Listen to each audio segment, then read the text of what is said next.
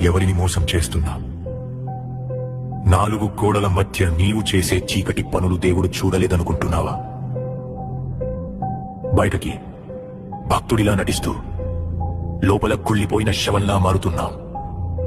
నీ అసలు స్వరూపం చూసి నీకైనా అసహ్యం వేయడం లేదా?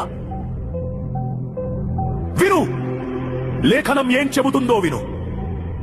కుక్క తాను కక్కిన దానికి తిరిగినట్లు మూర్ఖుడు తన మూర్ఖతను మరల చేయును. మళ్ళీ అదే పాపం, మళ్ళీ అదే అబద్ధం, మళ్ళీ అదే వ్యభిచారం. కక్కిన వాంతిని తినే కుక్కకి పదే పదే పాపం చేసే నీకు తేడా ఏముంది? నువ్వు మనిషివా లేక ఆత్మ చచ్చిపోయిన మృగానివా? నువ్వు చచ్చిపోతున్నావు. నీ ఆత్మీయ జీవితం శవంలా మారి కుళ్ళిపోతుంది. దేవుని కృపను నీవు అలుసుగా తీసుకుంటున్నావు. ఆయన ప్రేమిస్తాడు నిజమే, కానీ నీ పాపాన్ని ఆయన సహించడు. నీవు లేచి మొదటి జామున మొర్రపెత్తిము. నీ హృదయమును నీళ్లు కుమ్మరించునట్లు ప్రభువు సన్నిధిని కుమ్మరించుము. మోకరిల్లు, నీ కపట భక్తి చాలు.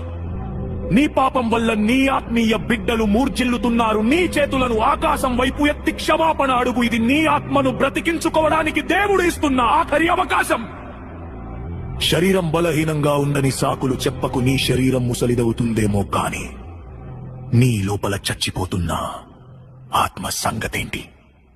మా బాహ్య మనుష్యుడు నశించుచున్నా, మా అంతరంగ మనుష్యుడు దినదినము నూతన పరచబడుచున్నాడు.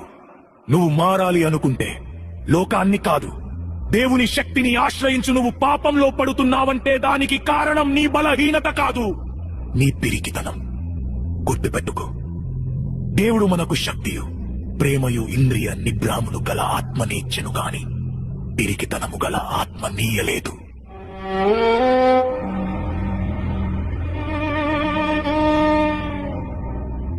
నీకు దేవుడిచ్చింది సైతానును ఎదిరించే శక్తి, నీ ఇంద్రియాలను కంట్రోల్ చేసే నిగ్రహం.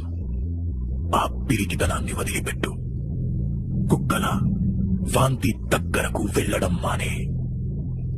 ఇప్పటికైనా బుద్ధి తెచ్చుకుంటావా లేక ఆ మూర్ఖత్వంలోనే పడిచ్చస్తావా?